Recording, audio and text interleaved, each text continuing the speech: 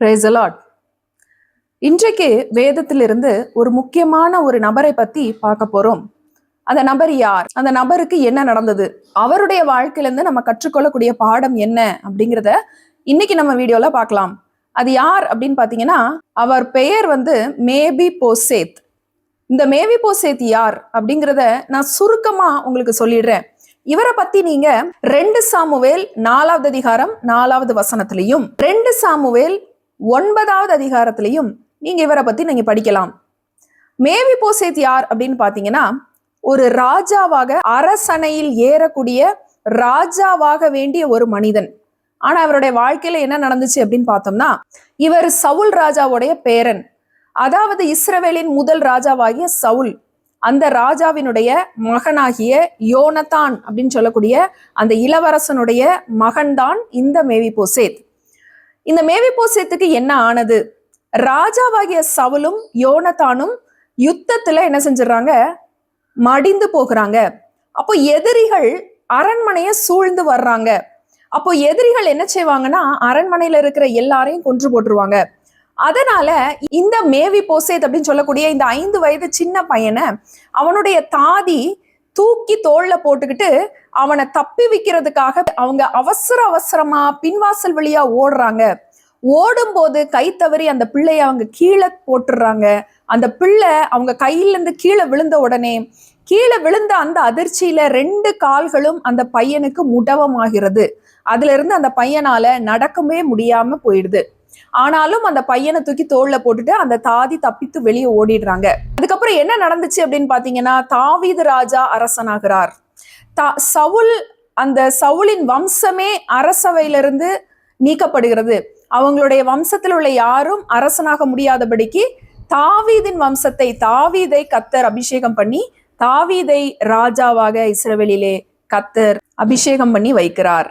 அதாவது அந்த காலத்துல ஒருத்தர்கிட்ட இருந்து அரசவை இன்னொரு மனிதரிடத்துல போகும் பொழுது, ஒரு அரசாங்கம் இன்னொரு அரசாங்கமாக மாறும் பொழுது, இந்த புதிதாய் பதவி ஏற்றிருக்கிற இந்த அரசு என்ன செய்வாங்க அப்படின்னு பாத்தீங்கன்னா, முன்னாடி இருந்த அத்தனை ஆண்களையும், முன்னாடி அரசாண்ட அத்தனை ஆண் பிள்ளைகளையும் என்ன செஞ்சிருவாங்க? கொலை செஞ்சிருவாங்க. அவங்கள யாருமே உயிரோட வைக்க மாட்டாங்க. ஆனா இங்க என்ன நடக்குது அப்படின்னு பாத்தீங்கன்னா, யோனத்தான் தாவீது ராஜாவுடைய மிக மிக நெருக்கமான ஒரு நண்பனா இருக்கிறார்.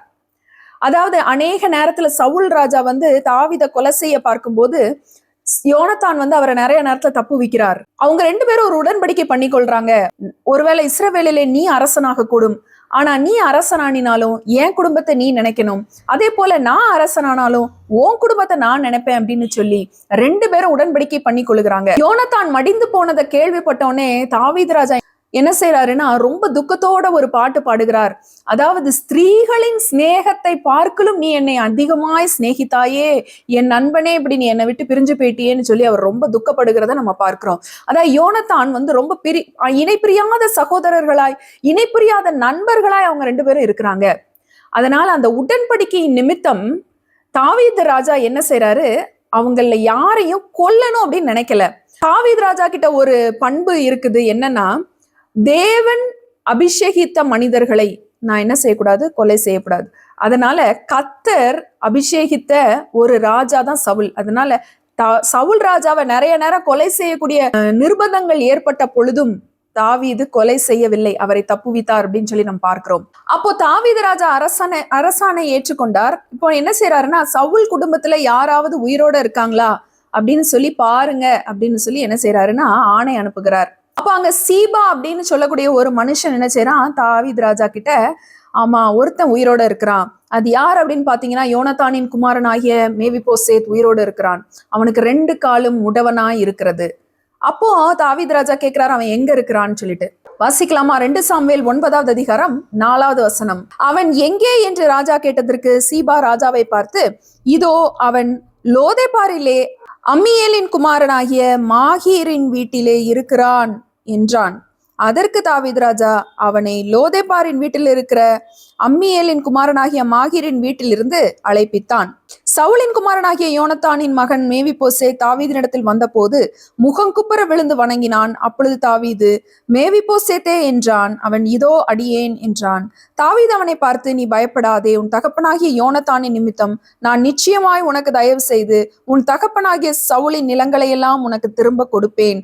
நீ என் பந்தியில் நித்தம் அப்பம் புசிப்பாய் என்றான். இங்க சவுலின் குடும்பத்துல மீதியா இருக்கிற அந்த மேவிபோசேத்தை ராஜா கொலை செய்யல, அதுக்கு பதிலா அவரை ஏற்றுக்கொண்டார்.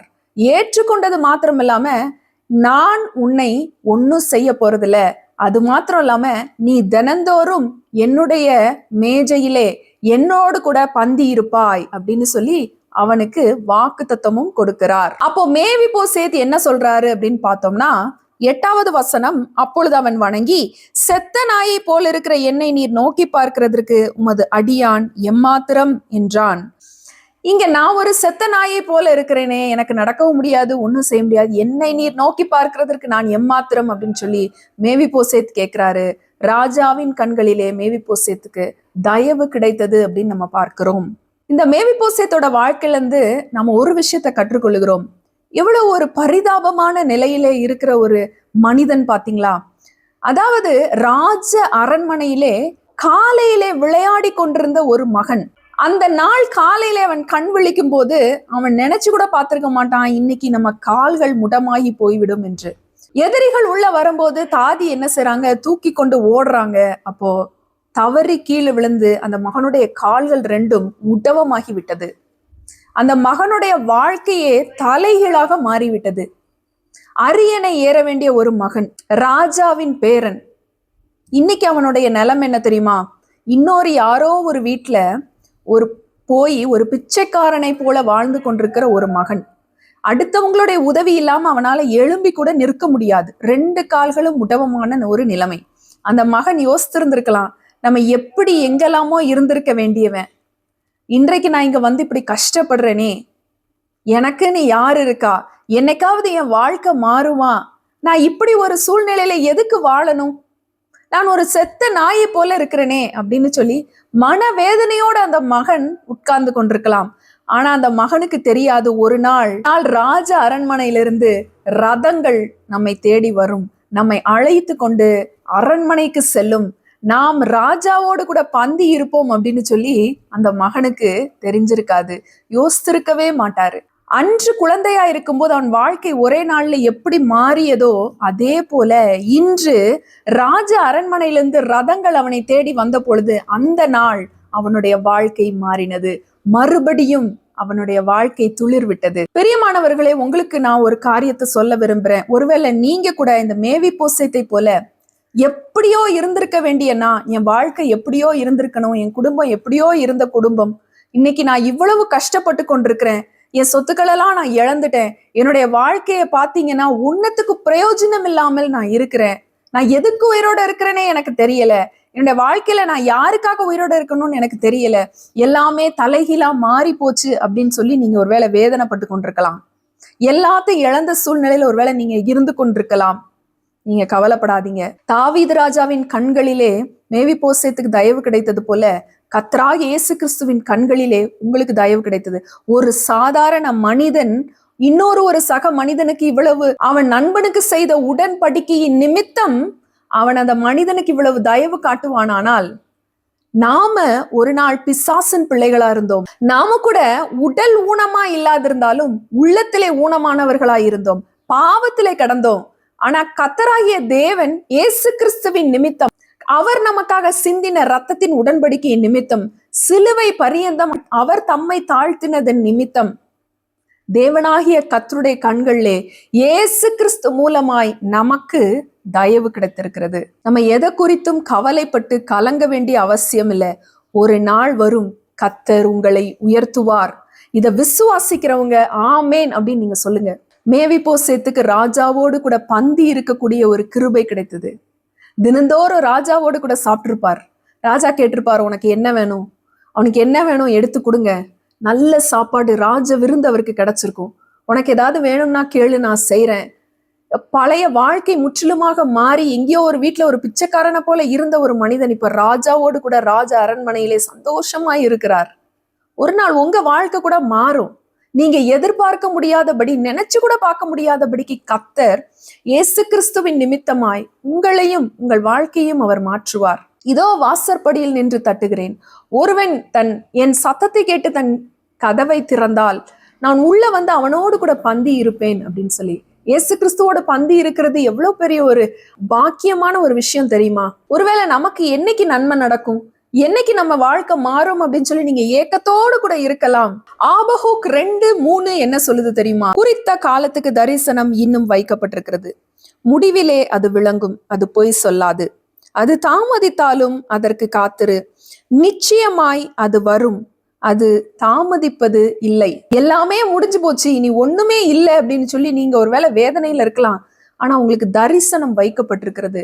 இயேசு கிறிஸ்து உங்களுக்காக சிந்தின ரத்தத்தின் உடன்படிக்கை இன்னும் மீதி இருக்கிறது. உங்க வாழ்க்கையில நல்ல காலம் வரும், நல்ல செய்தி வரும், நல்ல நாட்கள் உங்களுக்காக வைக்கப்பட்டிருக்கிறது.